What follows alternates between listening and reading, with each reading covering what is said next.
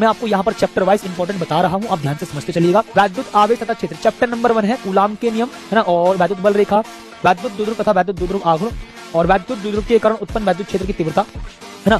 यानी कि साथी सोचो, हमने सुना है जी वैद्युत द्विध्रुव के कारण वैद्युत क्षेत्र की तीव्रता, यानी कि अक्षीय स्थिति में और निरक्षीय स्थिति में, ये इनमें से एक डेरिवेशन इंपॉर्टेंट बन जाता है। यहाँ पर साथी अगर मैं बात करूँ तो देखो यहाँ से न्यूमेरिकल बनता है, ठीक है भाई। अगर साथी मैं भाई यहाँ पर आप सभी से बात करूँ तो देखो यहाँ से हमारा एक न्यूमेरिकल बनता है, ठीक है, यहाँ से भी न्यूमेरिकल बनता है। अब इस बात पर फोकस करिए, ठीक है भाई, आप साथ इस बात पर फोकस करेंगे कि हाँ सर यहाँ से न्यूमेरिकल बनता है, ठीक है। तो जिस टॉपिक पर अगर मैं न्यूमेरिकल लिखूं तो वहां से न्यूमेरिकल ज्यादा बनता है, इसलिए समझ जाओ, ठीक है, ओके। तो मैंने कहा ठीक है, वैद्युत द्विध्रुव के कारण उत्पन्न वैद्युत क्षेत्र की तीव्रता, एक समान वैद्युत क्षेत्र में वैद्युत द्विध्रुव पर बल युग्म का आघूर्ण टाउ बराबर P sin theta, very very most important, 2025 में भी आया था, 2026 के 2 सेट में कम से कम पूछेगा, ठीक है।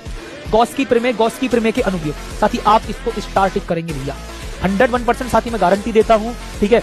एक अनंत लंबाई के सीधे तार के निकट वैद्युत क्षेत्र की तीव्रता, है ना, एक समतल आवेशित चादर के निकट वैद्युत क्षेत्र की तीव्रता, और सुनो गॉस की प्रमेय की सहायता से कूलाम के नियम की प्राप्ति, और एक और है गोलीय कोष के कारण वैद्युत क्षेत्र की तीव्रता। 101% साथी गॉस की प्रमेय पर आधारित डेरिवेशन आपको दिखाई देगी, लिख करके दे रहा हूं, स्टाम्प पेपर पर सिग्नेचर करा लो।